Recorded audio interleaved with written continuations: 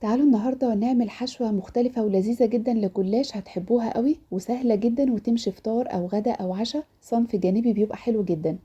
ده ميكس جبن على تركي على روز بيف، واقول لكم ازاي كده تحركوا الجلاش من الصينية زي ما انتم شايفين. بيتحرك معايا بكل سهولة. الصاج ده طالع اوردر عندي، والصينية دي كنت عاملاها لينا. شايفين كده طالع بكل سهولة، ولا متفرول ولا لازق ولا اي حاجة خالص. هقول لكم عملتها ازاي دلوقتي. تابعوني لاخر الفيديو ويلا بينا نبدأ الطريقة على طول. ونسمي الله ونبدأ. وأول حاجة جهزت عندي لفة ونص جلاش، وكمان الصاج اللي هعمل فيه، الصاج ده اللي أنا بطلع منه الأوردرات. وكمان جهزت طبق كده فيه معلقتين زبدة بلدي، معلقتين زيت. وهدهن الصاج كويس جدا بالشكل ده، وده اللي بيخلي الجلاش بعد كده يتحرك معايا من غير ما يلزق خالص. بالشكل ده كده. هحط بقى أول ورقتين من تحت خالص بالشكل ده. وبصوا بقى الحركة اللي جاية دي. هبدأ ان انا احط نص جلاشة جوه، نص ورقة الجلاشة جوه ونصها بره، من الاربع جهات بالشكل ده. تقدروا تعملوا الحركة دي في اي حجم صينية واي نوع صينية. تعملوا الحركة دي كده عشان نخلي الحشو لجوه ما يطلعش مننا لبره ويلزق في الحروف، وما نعرفش نطلعها من الصينية.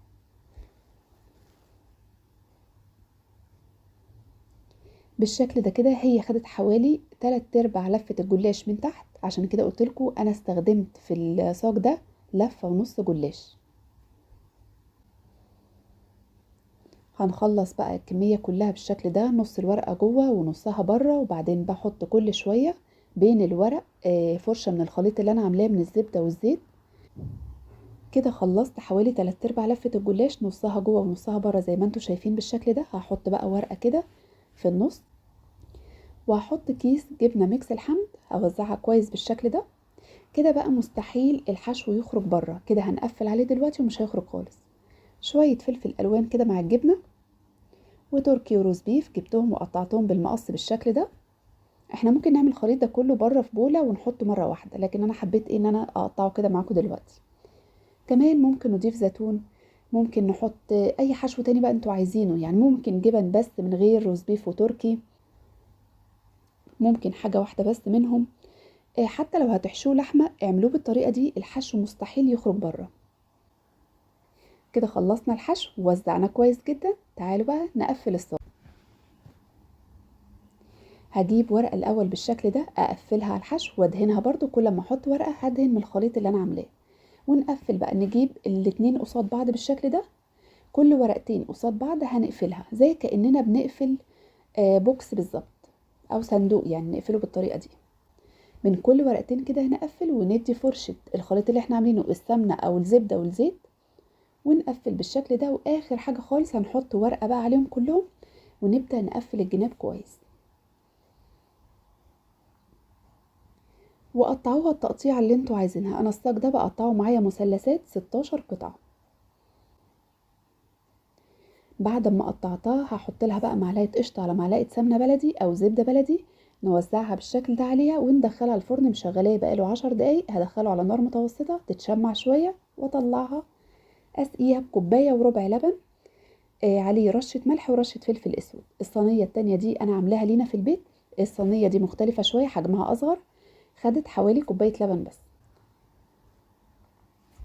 بعد كده هندخلها تاني الفرن على درجة حرارة متوسطة على الرف المتوسط لحد ما تاخد اللون الذهبي الجميل من فوق ده. ولو استوت من تحت ولقيتوها كده مش واخدة لون من فوق، نقدر نشغلها الشواية دقيقتين 3 كده ونكون جنبها، لان الجلاش بيتحمر بسرعة جدا. فناخد بالنا وبعد كده نطلعها. لو عايزين الجلاش بقى كريسبي ومقرمش سيبوه شوية من غير ما تغطوه. عايزينها طرية غطوها بأي غطا، أو مثلا ورقة فويل هتخلي الجلاش معاكوا طري، وده طبعا بيكون حسب الرغبة. وتعالوا بقى شوفوا كده وانا بطلعها من الصاج بكل سهولة. انا اولا سلكت الحروف بس، لكن الجزء ده ما تصورش. انا ما عملتش حاجة غير ان انا سلكت الحروف بالسكينة بس، وكانت سهلة جدا. وبعد كده ببدأ ان انا اطلعها بالشكل ده. هتطلع معايا بعد ما بردت. ما تعملوش الحركة دي وجلاش سخن مش هيطلع معاكم. سيبوها تبرد شوية وطلعوها بالشكل ده بايديكم، وتلاقوها بتتحرك كده. حتى وهي بتستوي هتلاقوها بتتحرك في الفرن بالشكل ده. كده الجلاش مخدوم حلو جدا ومش لازق وطالع طعمه يجنن. وزي ما قلت لكم اي حشو بقى تعملوه. دي كان طالعه عندي اوردر، والتانية هقطع معاكم حته كده وتشوفوها بقى من جوه عامله ازاي. طعمها بجد تحفة، حلوة جدا فطار. وعايزة اقولك كمان ان هي لما بتبات عندي في التلاجة تاني يوم الصبح بسخنها واحطها للعيال في اللانش بوكس، بتبقى جميلة جدا، بيبقى بديل لسندوتش الجبنة مثلا. وبس كده.